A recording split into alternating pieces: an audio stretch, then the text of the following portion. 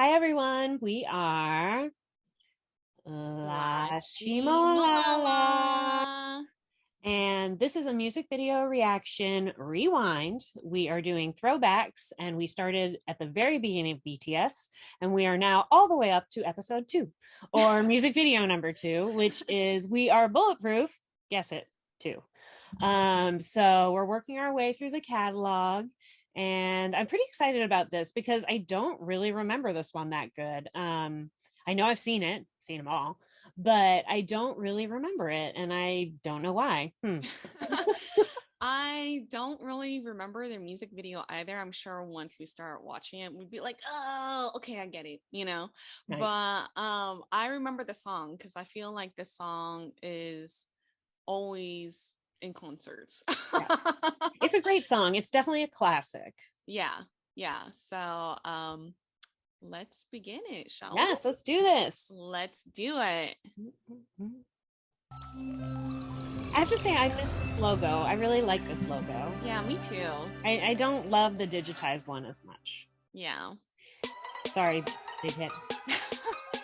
Oh, I do remember that football shoulder pad thing that came. Oh, yeah. It's more like I remember these clothes. Oh my goodness. They're so young. I love when Jin acts hard. He only does it for the first album, but it's hilarious. Yeah.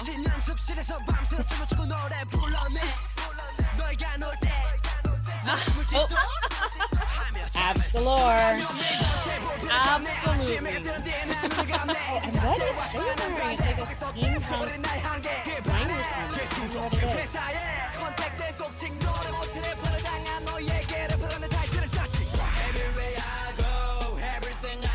Oh, the ridiculously overstudded jacket. I love it.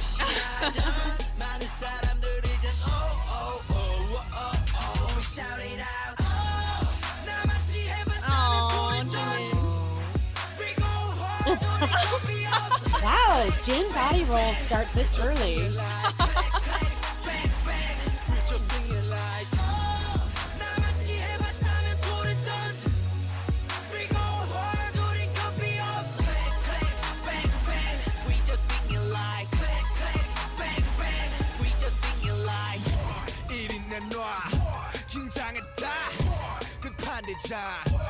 Do you think they had like 5 chains and they just rotated who had to wear them?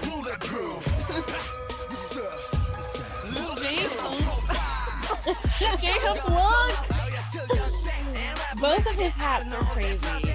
Right? Look at him, he's so young. So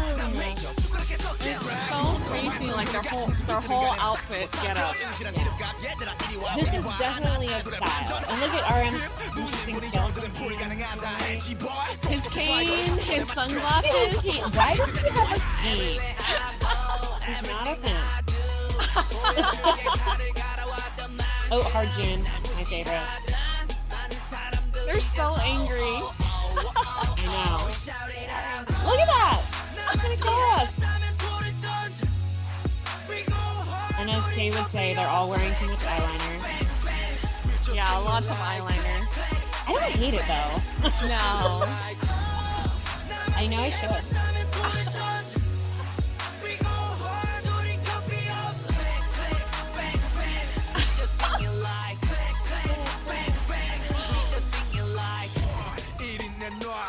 How do they sing like a gun being shot? I've never understood that. I don't know. This song is such a good hook though. It's so singable and danceable. Dance break. Anytime J-Hope gets a solo dance. Oh, yeah. There it is! There it is! Yes. That's why it's a concert staple.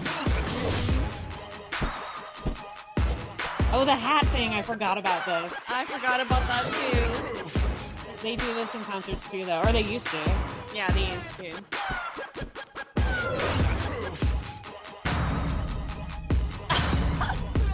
It's funny because the dancers in this video are J-Hope, Jimin, and JK.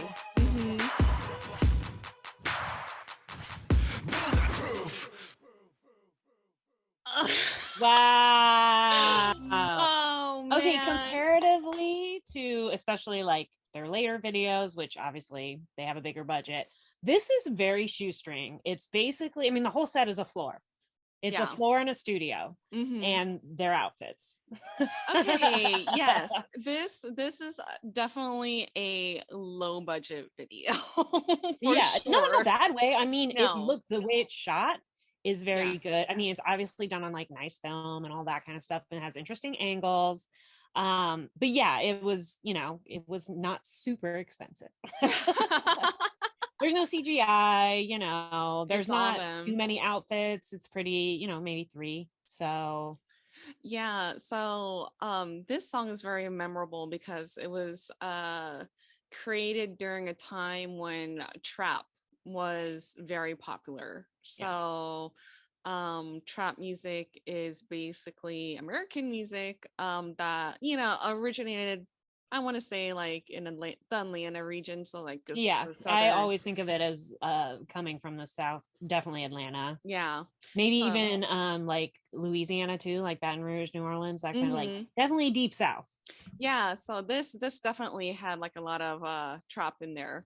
But the music video itself, like you could see, so BTS is very known for their colors. So you think of Boy with Love, Butter with the bold colors, Blood, Sweat, and Tears, like colors. And it's interesting that they're starting out with like, first off, like their music is different, of course, when compared to like now. They were very much a hip hop K-pop group. Yeah. You know? Yeah. So they started off with a hip hop, and so with all these, you know, even like the color itself, it's all dark. You know, it's mostly blacks and golds. Yeah. Though, I mean, I wonder if Jimin is really a Chicago Bulls fan. I feel like that's like kind of just like part of the outfit, right? Like that's just part of the genre, if you will. Yeah. I'm like, Jimin, are you Were really the Bulls still cool when this came out? I mean, I think of them as being cool in like the 90s.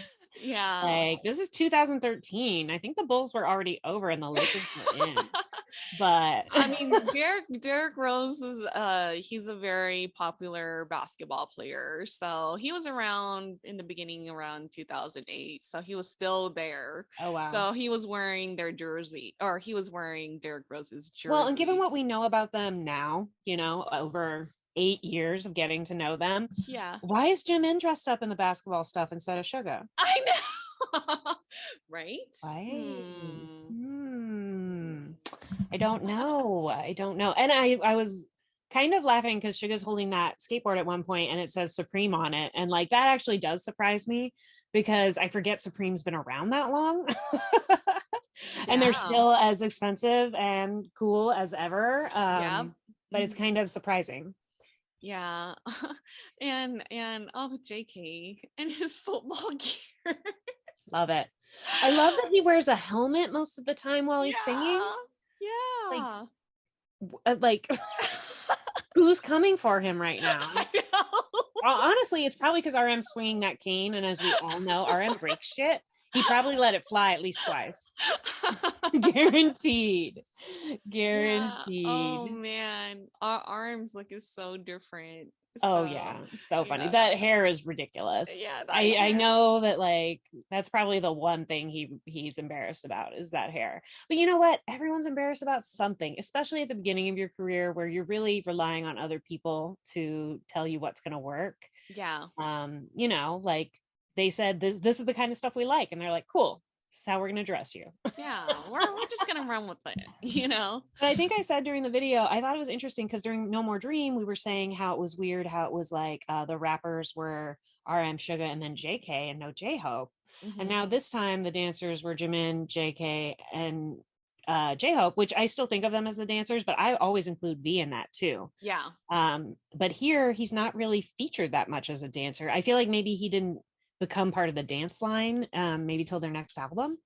Yeah, that's what I'm thinking too, you know. And he progressively gets way, way, way awesome, you know, Yeah. like And like with his he is a yeah, fantastic dancer. he's That's why I'm kind of surprised that he's not amazing. featured already. I Yeah. mean, but I know he also didn't have the background that, say, Jimin and J-Hope had. Yeah. And JK, I just assumed could dance since birth because he can do everything. He's probably danced in his mother's womb. In his So, dad's side. yeah. Right? Sorry, see, run BTS for that joke. I know, Uh, seriously. but I mean, overall, I love, like, when we were just talking about the music, danceable, great hook, singable. Mhm. Even though I don't understand, as we said, why they sing like a gun going off, it's still very, like, it's memorable. It's fun to sing along to. This is definitely a jam you can have as you're like cruising down the freeway with your windows down. Oh yeah. 100% for sure. Yeah, definitely. Yeah. So this is like I feel like this is one of the many songs that they would always sing, you know, at a concert. Cause I believe in the one last year's online concert, this song was there, you know? So Probably. I feel like yeah. it's a standard for them. Like, Yeah. it's one of the ones people always want, and Hmm. I kind of like that their catalog is so good. There's still stuff from their first and second albums that people ask them to do all the time. I feel Yeah. like this, and then War of the Hormones from Dark and Wild, I feel like is usually also mixed in a lot. Yeah. And it's interesting because did you know that there's actually We Are Bulletproof Part 1? Really? there No, where? there is. So you could actually hear it on SoundCloud. Oh, okay, it's one of their unofficial tracks. Yeah, so it started off as a pre-debut song. So it was RM Iron and I'm RM so who? RM Iron and another artist. I'm so sorry. I can't remember And the other name. artists, we apologize. Yeah, I'm sorry, other artists. Yeah, but yeah, so it was a song of Part 1 was sung by them.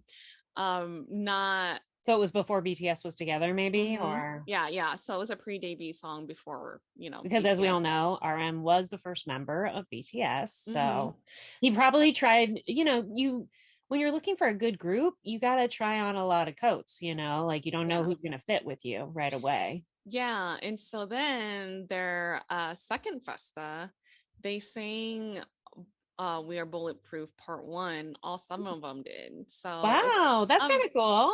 yeah, so it's available on SoundCloud. So you could totally listen to it. It's really fun. Like it yeah. You guys gotta That's listen my to it. favorite thing about BTS. They have all these unofficial songs, and I haven't even caught up with all of them. And then there's all the content on their albums, which are different than their mini albums, which are different than their Japanese albums. I mean, you're drowning in content when you get started as late as we have. Yeah. Yeah. And Which I love. yeah, I love. Yeah. It's so much fun. Like, and it's like, yeah, because for me, I was like, okay, this is like their first album. And I actually listened to their album in this album in its entirety, like literally last week. Really? And yeah, Wow. I mean, like I listened to it before, but I mean, Yeah, I'm re-listening to it again, you know? got you. I mean, And no, I mean, I actually listen to Dark and Wild quite a lot. Their second album, I really like it. I don't know why. I just do. And it's not anything like their music now, but I have an affinity for it. yeah. And what is interesting, I was like, yeah, what's my favorite song on this album? And it turns out to be Like, you know, that I Oh. it's you know, when all of them like harmonizing and like it's like the softer side of them, you Mhm, know. mhm. So if you saw the performance for this year's festa, they did like a BTS like live room. That's the song that they started off with. It's like ooh, ooh, ooh. Well, I'm not even trying to sing. What am I trying to sing? I can't even sing. So But it's awesome that even today, even in 2021, they're still using these songs, new arrangements. Like, the songs are still good. The songs still have you know, they still convey what they want to say. They just can modernize them a little bit. That's a good songwriting, I feel like, when you can change the arrangement and all of a sudden the song seems fresh.